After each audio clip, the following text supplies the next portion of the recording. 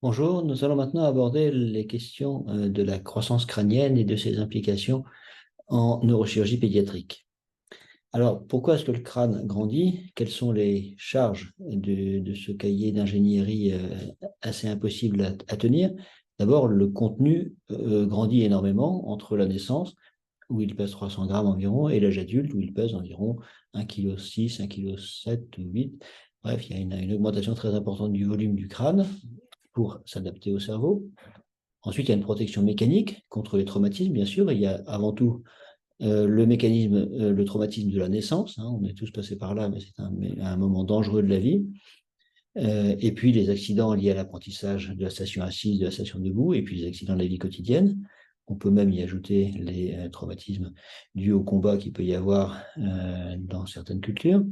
Et puis, le rôle de protection mécanique dans la circulation sanguine et la circulation du liquide cérébrospinal. Le contenant crânien a un rôle qu'on connaît de mieux en mieux dans l'hémodynamique et l'hydrodynamique intracrânienne. Et puis, il y a des fonctions crânio-faciales, les fonctions sensorielles, bien sûr, l'olfaction, la vision, l'audition.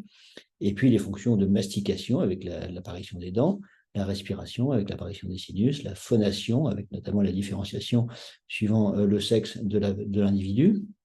Et puis, le côté morphologique, l'harmonie qui est importante pour l'attractivité, pour la vie sociale et pour trouver un partenaire. Alors, l'embryologie de la voûte crânienne, d'abord, elle est dérivée essentiellement du mésoderme, donc c'est typiquement le cas d'une ossification de membrane, donc qui dépend de son contenu, donc qui est réactionnel à la croissance sous-jacente. Donc, l'ossification de membrane, on se rappelle les os dermiques qu'on trouve chez les chéloniens, donc la carapace de la tortue, également chez les crocodiliens qui ont des os dans l'épaisseur de la peau.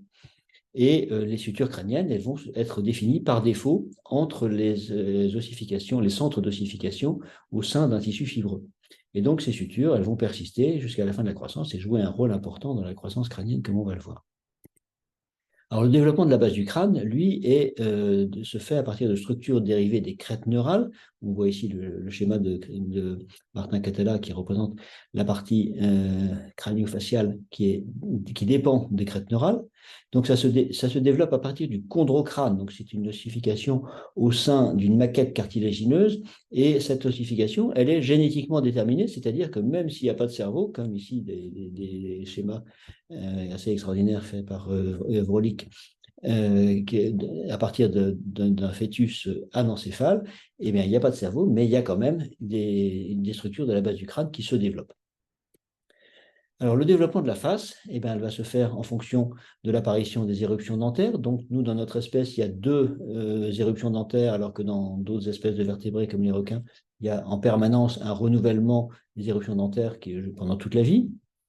Il y a ensuite la pneumatisation des sinus. Alors, il y a le sinus ethmoïdal qui est présent d'emblée, qui va s'étendre vers le sinus phénoïdal. Les sinus maxillaires, eux, ils se développent avec la descente des germes dentaires qui vont dégager de la place. Et les sinus frontaux, eux, vont se développer vers l'âge de la puberté avec l'avancée faciale qui est plus marquée chez le garçon. C'est pour ça qu'il y a beaucoup plus de sinusite chez les garçons que chez les filles. Et puis, on a des modifications tardives, notamment l'apparition des caractères sexuels secondaires aussi, et puis les parties molles qui vont continuer à grandir toute la vie, notamment le nez, les oreilles, les poils, comme on voit sur ce tableau de Ghirlandaio, et comme on voit également dans la croissance des crocodiles qui continuent de se développer pendant toute la vie. Alors, la croissance de la voûte crânienne, elle se traduit donc par une augmentation du périmètre crânien. Alors, il y a une grande variabilité humaine, mais par contre, ce qui est constant, c'est la vitesse de croissance. Quand on est sur un rail, on y reste. Et puis, la morphologie, les proportions entre le diamètre antéro-postérieur et le diamètre transverse, c'est ce qui va nous permettre de calculer l'indice céphalique. Lui, par contre, il est très variable. Il y a des morphologies dolichocéphales et des morphologies brachycéphales. Ça va être des critères ethnologiques, si on veut. En tout cas, ça fait partie de la grande variabilité humaine. Donc, la dolichocéphalie, on l'a définie par un indice céphalique qui est inférieur ou même inférieur ou égal à 75. Elle peut être d'origine ethnique, en particulier dans les populations d'origine méditerranéenne. Elle peut être positionnelle. On voit ici chez ce petit garçon qui avait une encéphalocèle occipitale, qui avait dormi sur le côté de la tête. Ça avait provoqué un aplatissement transversal, donc avec un allongement du crâne. Ça peut être intentionnel dû à un bandage, notamment on parle du crâne toulousain, il y a le crâne limousin, il y a également les différentes variétés ethniques et culturelles. Et puis, il y a des causes iatrogènes. Ici, c'est un bébé qui avait eu un pansement compressif qui, avait, en quelques heures ou quelques jours, avait entraîné une déformation importante de son crâne. Heureusement, il a bien évolué. Et puis, il y a donc ce qui va nous permettre de faire la différence entre la dolichocéphalie et la scaphocéphalie, c'est qu'on a une morphologie tout à fait harmonieuse, hein, comme sur cette statuette égyptienne de la 18e dynastie. C'est harmonieux, les bosses pariétales sont bien formées, ça c'est très important pour faire la différence avec la scaphocéphalie. Il n'y a pas de pincement temporal ni de pincement pariétal. Il n'y a pas de boulet frontal ni occipital. Et puis, on a un enfant qui se développe normalement et la croissance du périmètre crânien est normale. Ensuite, la croissance du massif facial, elle est totalement asynchrone par rapport à la calvaria. On voit d'après cette superposition de schémas en orientation vestibulaire faite par le professeur Raphaël Fena, qui a beaucoup travaillé sur l'orientation vestibulaire. Chez le nouveau-né, le nourrisson, on voit une expansion très importante de la boîte crânienne pendant les premiers mois de vie.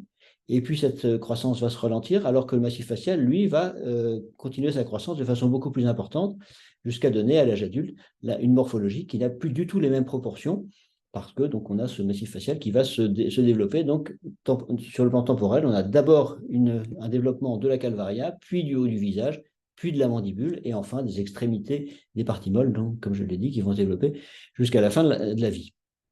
Donc les sutures, elles se développent, elles jouent un rôle elles suivent un vecteur curvilinéaire. On le voit en superposant toujours en orientation vestibulaire un crâne d'un enfant qui avait une fermeture de la suture coronale des deux côtés avec un crâne normal. On voit que non seulement le crâne est raccourci, mais que le massif facial est retenu vers le haut. C'est-à-dire que par l'absurde, on voit que le vecteur de croissance, il suit finalement une spirale. C'est quelque chose que la nature sait très bien faire, de calculer une spirale d'Archimède pour avoir une croissance logarithmique qui va garder la même forme tout en augmentant la taille. Alors, les sutures crâniennes, elles jouent un rôle de croissance surtout pendant les premiers mois et les premières années de la vie. On voit qu'elles sont mobiles à la naissance, ce qui aide au moment de l'accouchement. Ici, on a également la suture coronale qui est bien mobile. Et puis, il y a en plus des sutures accessoires, comme on le voit sur ce schéma en bas à gauche, qui vont disparaître très tôt après la naissance. La suture métopique elle-même, elle va disparaître entre 4 et 9 mois. Là, c'est un enfant qui était né avec une trigonocéphalie et qui a eu un traumatisme crânien à la naissance. Et on sait que dans les craniocénoses, il y a plus de césariennes. On est à peu près à 30% contre 20% dans la population générale. Donc la suture métopique, si on étudie sa fermeture sur des crânes normaux, là, en ayant étudié 477 scanners crâniens réalisés pour des traumatismes crâniens chez des enfants ayant un crâne normal, on voit que la suture commence à se fermer à partir de l'âge de 4 mois, en gros, et elle va se fermer progressivement et être totalement fermée après l'âge de 9 mois. Donc, c'est quelque chose qui est un processus normal. Donc, après 4 mois, on ne peut pas dire qu'il y a une fermeture anormale de la métopique. Au-delà d'un an, on peut parler de métopisme, ce qui est la persistance de la suture métopique, qui peut être présente jusqu'à l'âge adulte. La fontanelle antérieure, donc c'est simplement le carrefour des sutures, elle n'a pas d'importance en elle-même. Elle a une forme non géométrique. Quand on la dessine comme un as de carreau, c'est une erreur. C'est encore plus une erreur quand on mesure la surface en additionnant des longueurs. Il y a différents types morphologiques qui ont été décrits. Ça n'a pas énormément d'importance. Globalement, elle a cette forme comme un clou de passage clouté d'autrefois. Elle va diminuer de taille de façon extrêmement variable. Il y a de grandes variétés anatomiques. Ça, c'est une variante chez un enfant qui avait en plus une métopique persistante. Et puis là, à droite, c'est un enfant dont le jumeau avait une scaphocéphalie. Lui n'avait pas de scaphocéphalie, mais il y avait une anomalie quand même osseuse. Donc, il y a quelque chose de génétique. Et donc, là, pareil, si on étudie la surface de la grande fontanelle chez les enfants normaux, donc avec des traumatismes crâniens qui ont conduit à faire un scanner, on voit qu'il y a une très, très grande variété. La surface a tendance à plutôt augmenter pendant les premiers mois de la vie. Et puis, à partir de 9-10 mois, on voit qu'elle va diminuer beaucoup et se fermer, et qu'il y a toute la variété qu'il y avait avant l'acquisition de la posture, finalement, elle va se perdre parce qu'il y a une ossification à ce moment-là, et c'est vraisemblablement la posture et la pression intracrânienne négative qui se met en place à ce moment-là qui va provoquer la fermeture de la suture crânienne, la fontanelle bregmatique. La croissance, elle ne se fait pas uniquement par les sutures, elle se fait également par apposition, résorption, et le périos, c'est une membrane qui est active, qui est susceptible de générer de l'os, et classiquement, la dure-mère résorbe l'os. En fait, on sait qu'elle ne fait pas que le résorber, elle peut aussi fabriquer de l'os suivant les conditions de pression ou de dépression intracrânienne. Là, c'est un exemple d'un nouveau-né qui avait un céphalématome qui s'est ossifié. Et donc, avec la pression, le battement cardiaque, le battement cérébral qui suit le pouls cardiaque va résorber cet os pendant qu'il y a une nouvelle voûte crânienne qui se forme à distance. Et puis, à l'inverse, on a ici un hématome extradural chronique qui s'est calcifié, la dure-mère a fabriqué de l'os dans les conditions de dépression où elle était. Donc, les conséquences de cette apposition périostée et de cette résorption intracrânienne, c'est que tout ce qu'on va mettre à la surface de l'os, avec le temps, ça peut se retrouver à l'intérieur. Et si c'est un matériel d'ostéosynthèse non résorbable comme ici, eh ben, les fils d'ostéosynthèse qu'on a mis initialement sur la voûte crânienne, ils vont se retrouver progressivement incorporés dans le crâne et voire même dans la dure-mère. Alors, la dure-mère, elle joue également un rôle par les replis duraux. Donc, on a le dièdre falco-tentoriel qui réalise un haubanage interne qui va donner qui va maintenir la forme du crâne, notamment au moment de la naissance. Ça limite les déformations pour que le cerveau ne soit pas écrasé. Et on peut se demander si, en fait, ces replis ménagers ont un autre rôle que celui-là, puisqu'on ne connaît pas d'autres circonstances en traumatologie où on a des déchirures de la tente du cervelet. Donc, si on fait une analogie avec la tour Eiffel, où on a les forces de gravité qui vont se répartir sur l'arc de l'arche de la tour Eiffel, l'arche va travailler en traction pour résister aux forces qui écartent les pieds de la tour Eiffel. C'est un petit peu la même chose au niveau de la tente du cervelet, où on a une compression antéro-postérieure au moment de la naissance, et cette compression est transmise latéralement à la voûte, et elle est transmise par la tente du cervelet jusqu'au niveau des apophyses clinoïdes antérieures. Et voilà une pièce autopsique d'un enfant qui était décédé d'un traumatisme néonatal avec une déchirure de la tente du cervelet. Ce sont des lésions assez caractéristiques des traumas néonataux. Donc la déformation crânienne, pour finir, en fait, c'est une résultante des différentes forces qui agissent sur la voûte crânienne. On a d'un côté la croissance cérébrale qui normalement donne sa forme au crâne, hein, comme ici sur ce schéma du film Mars Attack.